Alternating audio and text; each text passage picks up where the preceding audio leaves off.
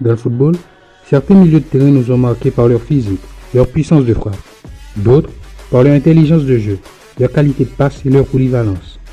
Celui dont on va parler a fait l'unanimité sur tous les pelouses qu'il a foulées. C'est l'un des joueurs les plus créatifs et le plus beau à avoir joué. Un joueur rempli de classe. J'ai rarement vu un joueur prendre autant en compte les conséquences de chaque de ses dribbles, de ses passes et de ses courses. Tout était parfaitement millimétré et exécuté à la perfection. Salut à tous et bienvenue sur Galaxyverse pour cet épisode du Rectangle Vert. Si la vidéo vous plaît, lâchez un pouce en l'air et n'oubliez pas de vous abonner. Vous l'avez vu sur la miniature, on va parler d'Andrés Iniesta. Preguntarte lo que quieres ser cuando seas mayor, está claro, ¿no? Sí, ser futbolista y tener una buena carrera. À 12 ans, il est recruté par le Barça en 1996. Il fait ses débuts en équipe réserve en 2001. Andrés avait beaucoup de qualités individuelles, mais ce qui sautait aux yeux, c'était son niveau technique et ses qualités collectives. Il contrôlait le ballon comme personne, toujours le bon geste, toujours dans le bon tempo. Une conduite de balle exemplaire. Il était d'une agilité rare, c'était presque impossible de lui prendre la balle. Il élimine ses adversaires avec des gestes rapides, vifs, toujours efficaces et jamais négligés. Avec des tacles propres, défensivement, c'était pas mal non plus.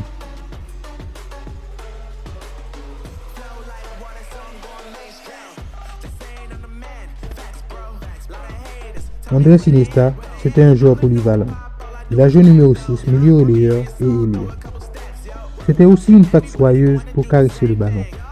Avec ses 1m71, il faisait des misères à tous ses adversaires. J'ai rarement vu un joueur à la palette technique si complète. Il trouvait toujours les gestes qu'il faut pour se sortir de n'importe quelle situation. Très peu de joueurs ont atteint ce niveau de jeu.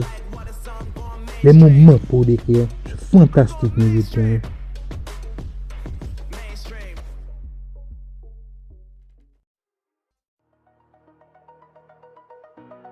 C'était un véritable joueur d'échecs. Avec sa vista au-dessus de la moyenne, sa qualité de passe était somptueuse, inégalable et surprenait toujours ses adversaires. Avec lui, tout était calculé. On avait l'impression qu'il avait déjà vécu le match avant même de venir jouer. Ce qu'on a moins remarqué dans son jeu, ce sont clairement les frappes. Mais ne vous méprenez pas, il sait frapper comme il faut quand il le faut. Avec Messi, le meilleur faux neuf de l'histoire du football, comme coéquipier en attaque, dont les actions finissaient presque toujours par des buts, la question est vite répondue. Fallait absolument miser sur l'extraterrestre. Et depuis leur enfance au centre de formation La Masia, jusqu'à leur dernier match joué ensemble, la complicité entre ces deux-là n'a fait que croître. On pourrait aussi parler de celle avec Xavi, mais c'est pour une autre vidéo. Andrés Iniesta, c'est 4 Ligues des Champions, 9 championnats d'Espagne, 2 Supercoupes de l'UEFA, 2 Coupes du Monde des clubs, 1 Coupe du Monde. Il a été 2e au Ballon d'Or en 2010 et 3e en 2012. Andrés Iniesta est considéré comme le meilleur milieu de terrain de toute l'histoire du football, grâce à sa vision de jeu, sa qualité de passe, ses dribbles qui permettent de créer de l'espace. Il est à ce jour le joueur espagnol le plus titré de l'histoire et l'un des plus titrés de l'histoire du foot, toutes nationalités confondues.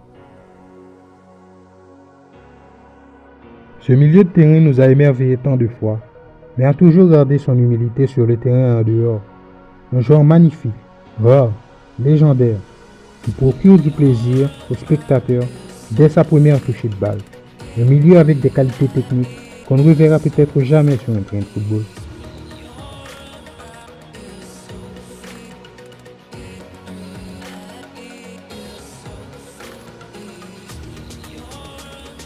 Le 20 mai 2018, il fait ses adieux au Camp Nou après son 675e match sur la tunique Blaugrana.